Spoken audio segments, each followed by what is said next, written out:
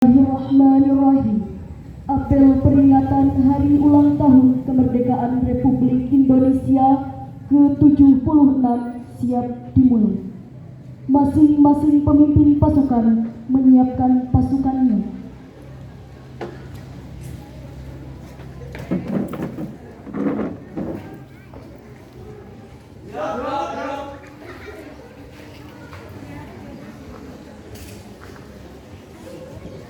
Komandan apel memasuki lapangan apel.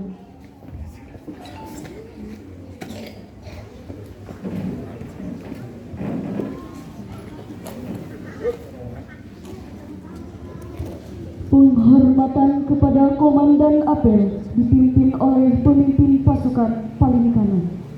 Gerak komandan apel, hormat, gerak. Tegak, gerak. Laporan masing-masing pemimpin pasukan kepada komandan apel.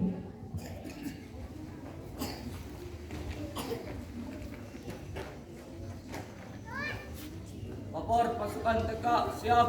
Lapor pasukan DTA siap. Lapor pasukan SMP siap. Lapor pasukan santri dan SMK siap. Siap, balik ke tempat.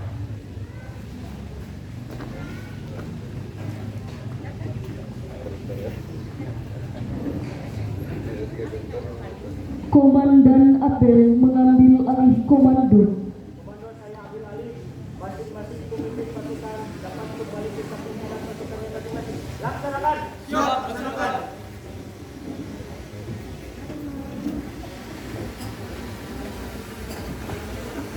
Seluruhnya istirahat di tempat. Gerak.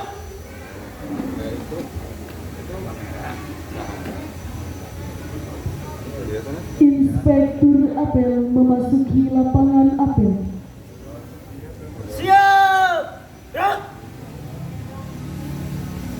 Penghormatan kepada inspektur apel. Kepada inspektur apel. Hormat. Gerak.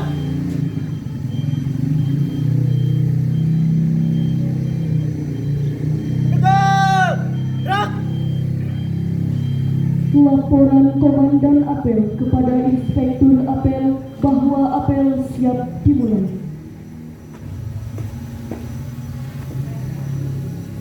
Lapor apel suku kemerdekaan siap dilaksanakan. Laksanakan. Pembacaan tasmi Al-Quran Surah At-Tahrim oleh petugas apel.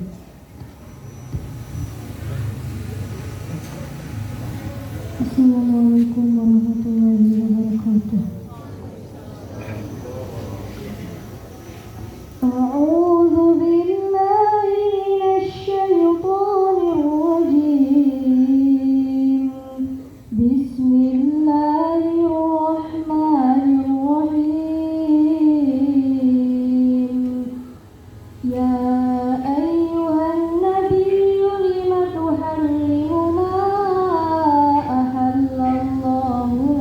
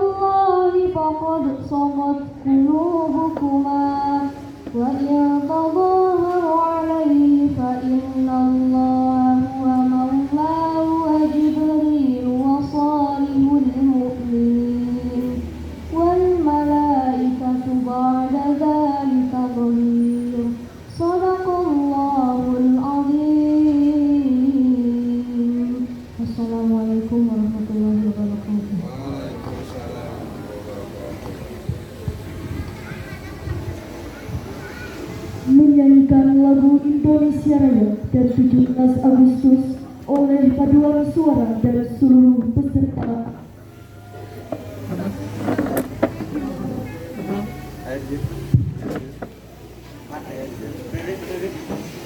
Hadirin tamu undangan dimohon untuk berdiri.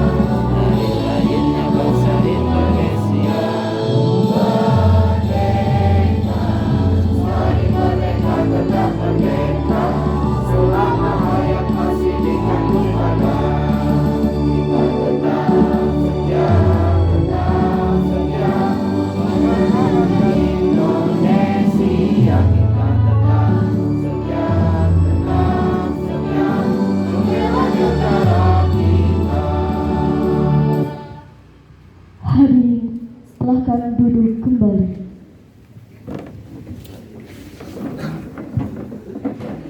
Menginginkan kita dipimpin oleh Inspektur Apel.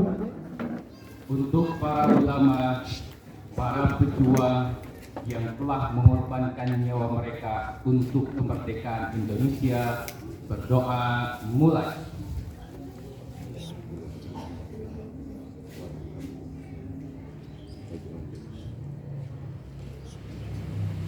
Doa selesai.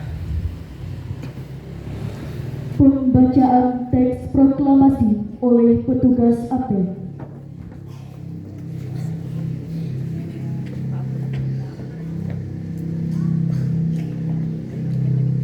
Proklamasi kami, bangsa Indonesia, dengan ini menyatakan kemerdekaan Indonesia. Hal-hal yang mengenai pemindahan kekuasaan dan lain-lain diselenggarakan dengan cara seksama dan dalam tempo yang sesingkat-singkatnya. Jakarta, 17 Agustus 1945, atas nama bangsa Indonesia, Soekarno-Hatta. Pembacaan teks Pancasila oleh Inspektur Apel diikuti oleh seluruh peserta apel.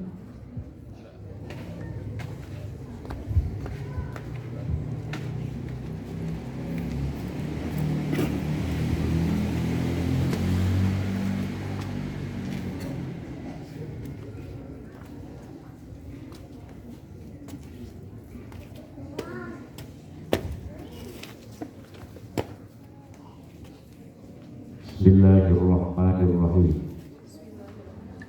Pancasila. Satu. Ketuhanan yang Maha Esa. Dua. Kemanusiaan yang adil dan beradab. Tiga. Persatuan Indonesia. Empat. Kerakyatan yang dipimpin oleh hikmat, kebijaksanaan dalam permusyawaratan perwakilan. 5. Keadilan sosial bagi seluruh rakyat Indonesia.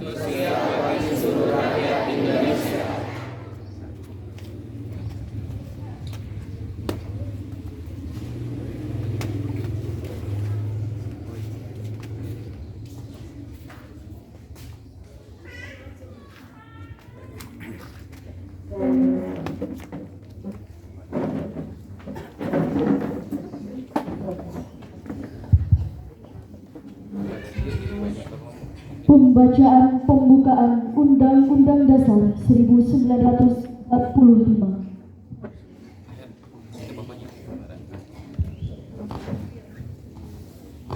Undang-Undang Dasar Negara Republik Indonesia tahun 1945 pembukaan bahwa sesungguhnya kemerdekaan itu ialah hak segala bangsa, dan oleh sebab itu maka penjajahan di atas dunia harus dihapuskan karena tidak sesuai dengan pri kemanusiaan dan pri keadilan, dan perjuangan pergerakan kemerdekaan Indonesia telah sampailah kepada saat yang berbahagia dengan selamat sentosa mengantarkan rakyat Indonesia di depan pintu gerbang kemerdekaan negara Indonesia yang merdeka, bersatu, berdaulat, adil dan makmur.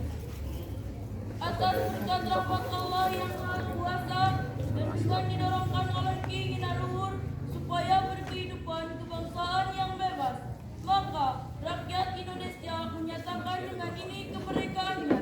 Kemudian daripada itu, untuk membentuk suatu pemerintahan negara Indonesia yang melindungi segenap bangsa Indonesia dan seluruh tumpah darah Indonesia, dan untuk memajukan kesejahteraan umum, mencerdaskan kehidupan bangsa, dan ikut melaksanakan ketertiban dunia yang berdasarkan kemerdekaan, perdamaian abadi, dan keadilan sosial, maka disusunlah kemerdekaan kebangsaan Indonesia itu dalam suatu Undang-Undang Dasar Negara Indonesia yang terbentuk dalam suatu susunan negara Republik Indonesia yang berkedaulatan rakyat dan berdasarkan kepada ketuhanan yang Maha Esa, kemanusiaan yang adil dan beradab, persatuan Indonesia, dan kerakyatan yang dipimpin oleh hikmat kebijaksanaan dalam permusyawaratan perwakilan, serta dengan mewujudkan suatu keadilan sosial bagi seluruh rakyat Indonesia.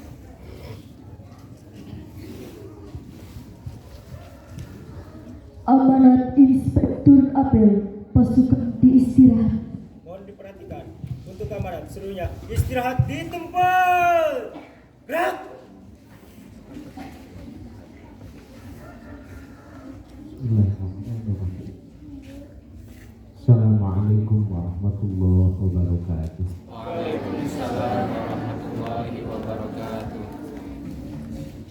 Bismillah, alhamdulillah. Assalatu wassalamu ala rasulillah wa ala alihi wa ashabihi wa mawalah, amma ba'd. A'udzu billahi minasyaitonir rajim. Bismillahirrahmanirrahim.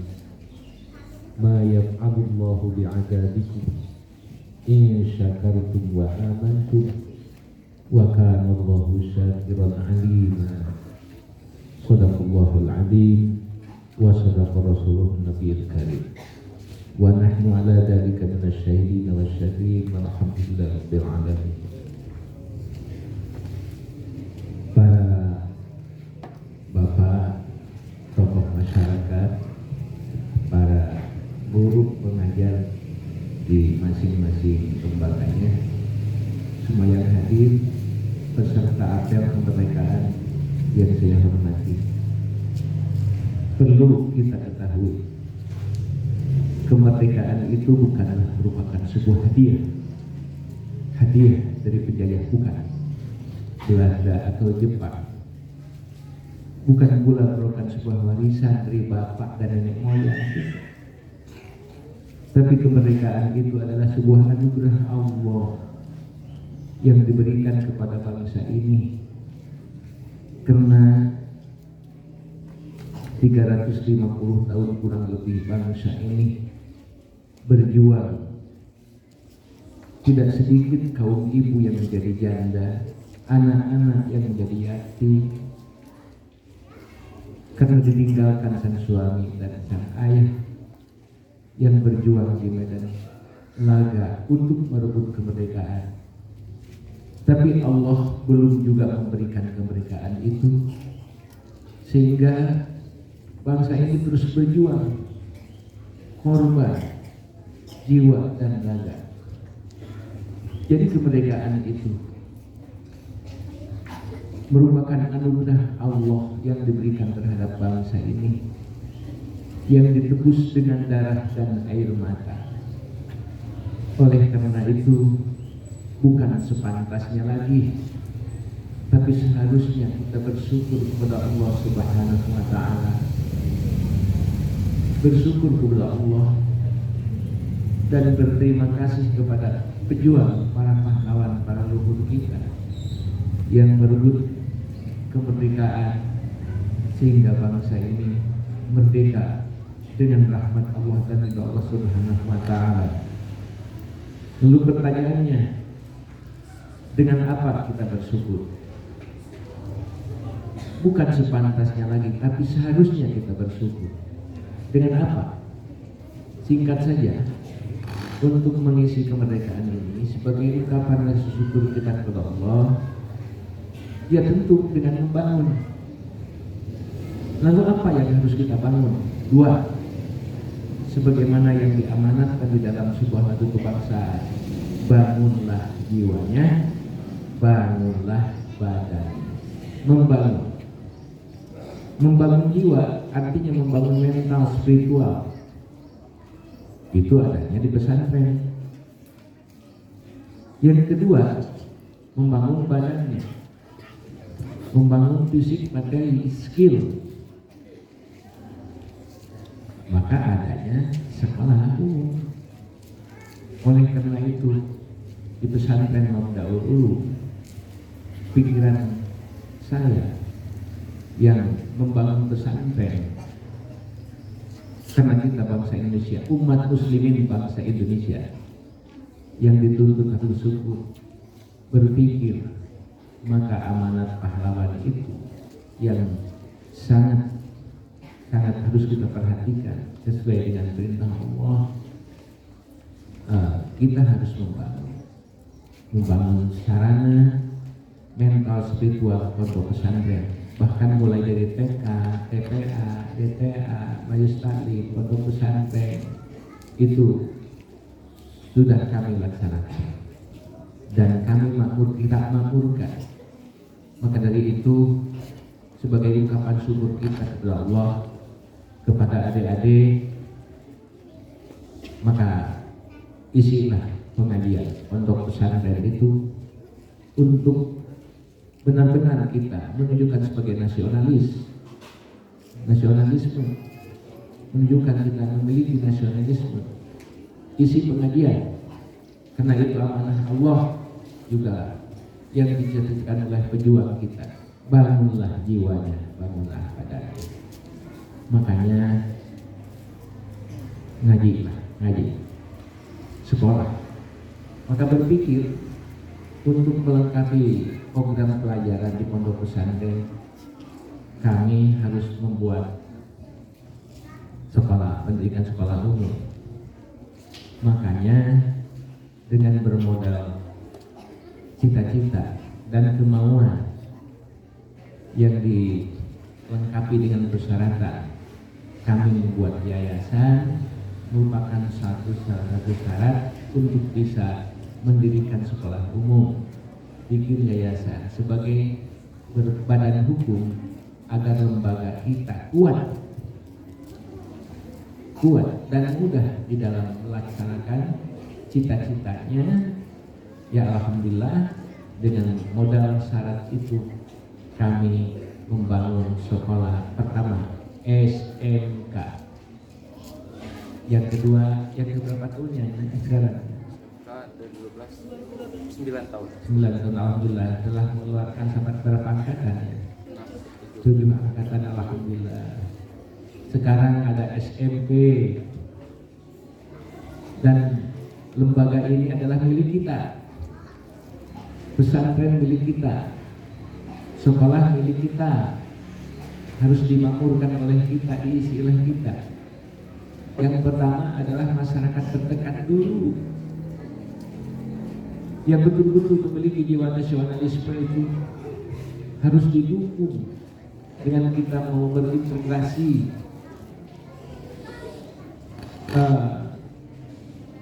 kepada pesantren, kepada sekolah. Ya alhamdulillah, SMK ada, telah berjalan 9 tahun ya. SMP ada, maka isilah oleh kita. Ini adalah pembuktian bahwa kami memiliki jiwa nasionalisme, karena di dalam amanat pejuang yang tertuang di dalam sebuah kebangsaan, bangunlah jiwanya, bangunlah badannya. Lamun cekasan nama mun bunga lagi nasionalisme gitu. Ngomong sekolah memiliki jiwa nasionalis.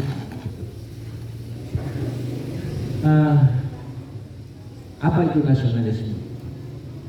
Nasionalisme itu sebuah pemikiran dan pemahaman. Kalian harus tahu, jangan bisa menyebut nasionalisme saja, tapi kalian harus tahu sebuah pemikiran dan pemahaman atau sebuah konsep yang dapat menciptakan sebuah bangsa yang berdaulat, yang bisa menciptakan bangsa yang berdaulat atau mempertahankan bangsa yang berdaulat, kedaulatan bangsa. Daulat naon? Apa itu daulat? Dari bahasa Arab daulah, kekuasaan. Jadi bangsa ini harus memiliki kekuasaan terhadap bangsanya. Harus berdaulat. Di dalam ekonomi harus berdaulat. Di dalam sosial budaya harus berdaulat. Di dalam politik harus berdaulat. Di dalam hubungan bilateral, hubungan internasional, hubungan dengan luar negeri, kita pun menentukan sikapnya harus berdaulat. Berdaulat dalam ekonomi, menentukan sikap dalam ekonomi, punya hak untuk menentukannya. Seperti apa bentuknya? Tidak ada intervensi dan tekanan dari pihak negara lain. Politik berdaulat dalam politik. Nah ini tentu bagi pemangku jabatan, legislatif dan eksekutif. Berdaulat dalam politik, di dalam mengambil sikap dan keputusan politik, tidak boleh ada tekanan dan tidak boleh ada intervensi dari bangsa asing. Tentu kita menentukan sikap yang berdasarkan demi kepentingan nasional kita, manfaat maslahat demi kepentingan nasional kita. Jangan ditumbangi, jangan ada intervensi, jangan ada tekanan dari bangsa lain. Itu berdaulat dalam politik. Berdaulat termasuk di dalam menjalankannya. Pemerintahan tidak boleh ditunggangi dengan kepentingan asing yang tidak mengedepankan kepentingan nasional. Itulah nasionalisme. Siapa yang harus nasionalisme itu? Kita semua harus memiliki nasionalisme. Cuman yang harus dengan sangat memiliki jiwa itu adalah pemangku jabatan, pengambil keputusan kebijakan dan melaksanakan kebijakan. Itu tidak boleh ditekan oleh bangsa manapun. Itu artinya nasionalisme, sebuah pemikiran atau pemahaman, ya, pemahaman atau konsep yang dapat menciptakan bangsa yang berdaulat, atau paling tidak buat kita mempertahankan kedaulatan bangsa. Saudara-saudara yang masih muda, kita harus berdaulat dalam ekonomi. Jangan sepanjang garis jalan ini, jalan suaka, jalan ini, pemiliknya bukan kita. Tunjukkan nasionalisme kita. Ingin menguasai ekonomi. Sedikit bercerita, pada tahun 95 saya mengadakan pertemuan dengan para kiai Sepriangan Timur sama 95 di Pondok Pesantren Purwatul Susto untuk mengevaluasi bagaimana perkembangan pendidikan pesantren umat muslim, dan di dalamnya dibicarakan tentang ekonomi umat. Dan pada saat itu dibicarakan bahwa penduduk Jawa Barat 3%-nya non muslim, 97 muslim 7%. Tapi di bidang ekonomi yang 3% menguasai kendali ekonomi 97%, yang 97% cuma modal 3%, dan itu pun yang non muslim banyak dari investor luar. Adanya mall, seharusnya bangsa kita, saudara kita, umat muslimin. Makanya saya tambahkan tadi kedengaran, siapa kita? Indonesia. Saya tambahkan, siapa kita? Muslim Indonesia. Ya, coba kita ya, jawabnya gini, siapa kita? Muslim Indonesia. Cinta Allah dan Rasulnya, cinta syariat dan ajarannya. Kita tambahkan, tidak menghilangkan kenasionalisan, tidak. Cuma kita harus sadar umat muslimnya. Ayo jawab, siapa kita? Muslim Indonesia. Cinta Allah dan Rasulnya. Cinta Allah dan Rasulnya. Ulangi, dilanjutkan saja, cinta Allah dan Rasulnya, cinta ajaran dan syariatnya. Siapa kita? Muslim Indonesia.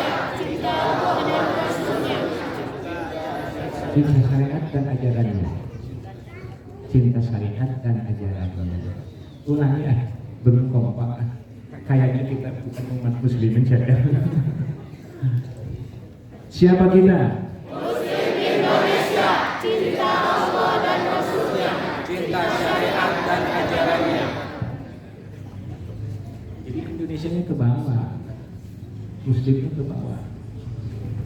Dan sekali-kali saya perhatikan, memberikan perhatian, mengartikan nasionalisme itu jangan diartikan semua adat dan istiadat yang ada di Nusantara ini kita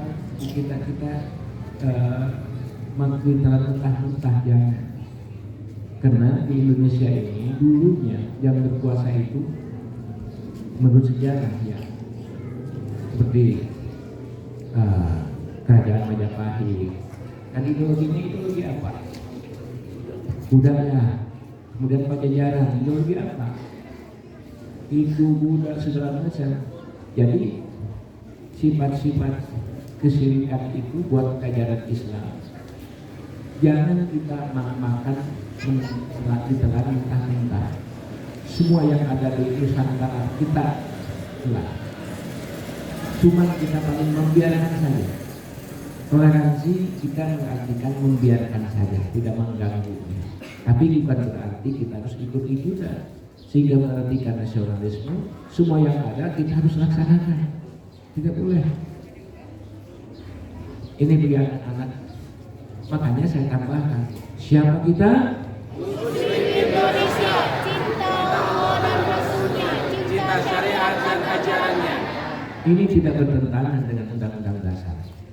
Dengan dasar undang-undang negara kita. Pancasila tadi bacakan, satu ketuhanan yang maha Itu ketuhanan yang Maha Esa. Yang Maha Esa itu Allah. Kalau mau jujur, sebetulnya yang tidak Tuhannya Allah tidak Pancasila sih sebetulnya. Karena Esa di situ adalah kita. Saudara-saudara beserta adik-adik. Jadi kita ulangi, kita untuk mengisi syukur kemerdekaan ini dengan membangun jiwa, membangun raganya. Membangun jiwa yaitu dengan pendidikan agama. Maka ngajilah. Mendirikan pendidikan umum, sekolah SMK, SMP, dan demi majunya ini semua seperti ini. Kalaupun tidak jelas saya melihatnya, tapi kebersamaan di sini apa indah kebersamaan. SMK, SMP, TK, TTA, TPA semua berkumpul. Ini menunjukkan bahwa kita harus ada kebersamaan, sedikit tadi di samping berdasarkan itu pesantren membuat sekolah SMK, SMP, kemudian ada TK untuk supaya maju. Semua Anda guru-guru pengajar harus memiliki integritas terhadap lembaganya dan loyalitas terhadap lembaganya. Integritas itu menyatu, bergabung. SMK harus bergabung menyatu dengan pesantrennya, SMP, kemudian TKA, TPA, dan TPA bergabung. Yang masing-masing itu kita harus bergabung seperti ini. Kalau dilaksanakan dengan sendiri-sendiri tidak akan semeriah ini, betul nggak? Tidak akan semeriah ini. Tapi ini sangat meriah karena adanya integritas dan loyalitas. Oleh karena itu kami harapkan semuanya harus memiliki integritas dan loyalitas untuk mencapai satu tujuan. Karena urang sadayana rek bersandar karena ilmu urang masa detik, kekuatan ilmu urang masa detik, didengekeun soteh kadenge kudu balaron. Itu ya didengekeun bunganti mah gugu urang teh bener. Kita harus menyadari bersandar karena ilmu orang juga ilmu seperti kekuatan orang adalah kebersamaan. Sekali lagi, kekuatan orang dina ilmu seperti, tapi kekuatan orang dina naon kebersamaan. Sengaja kapungkur DKM di ngaranan Al-Ittihad ngaji aya mana ya? Muayat. Kieu gitu. Kapungkur teh ngaos pangaosan di zaman eyang, di zaman abah, ayah, majlis taklim teh bapak-bapak ibu-ibu barudak sekolah dinia. Ngan waktu harita angkos rame jalmi teh rame haroyong ngaos ka Persis, ka Muhammadiyah, ku abah jeung ku engkan. Nah, ngaos ngan ke cenah kadari di cenah kitu urang naonkeun samikeun nya berjalan ngaos harita nu akhirna teh abih deui ka abah jeung ka engkang. Pada waktu itu abah engkang mamang kamu yang Pak Abis akan haji musir lagi jauh mengenai hari. Kemudian ngadamel DKM di nyaman abah engkang mama kamu Pak Obis akan haji musim dinamian Al-Ittihad. Kenapa Al-Ittihad? ID dia mayoritas TNU kenanya, tapi ayah anu hoyong ngaos kadang pagi itu ditahan dia buat NU lulus gitu gitu lain minimal muslimun urang mah innamal mu'minuna yang ngaranos akhirna uwi ka urang mah al-ittihad harusna persamaan persatuan itu tanya. Kemudian ada sekolah kadinas ngajukeun permohonan perizinan ya diizina kemudian publikasi ka dieu dina nalika publikasi ti dinas nyaurkeun Pak Haji upami mabdaul ulum cenah atos aya ti Cibunyi geulis SMK mabdaul ulum ari pasantren mabdaul ulum di dieu panggeulan kali menang ulum teh lain dina ladang tasripan akang teh kasuk barengan anak oge dina tasripan dakaro yang guru wikron sahala ya sahlan sahila tazkiyah nufus zakar yuzaki tazkiyatul nufus tina tasrifat kasuk ibtidaiyah miftahul ulum nur bahrul ulum logor teuing gede teuing apa aja mah bahrul ulum manbaul ulum di apa aja yang manbaul ulum dan ngukur tanggung aya akan rumah sendiri nyatina ibtidaiyah pada ayat mabdaun mabdaul ulum diajukeun nugaskeun ka mang ana usul ka apa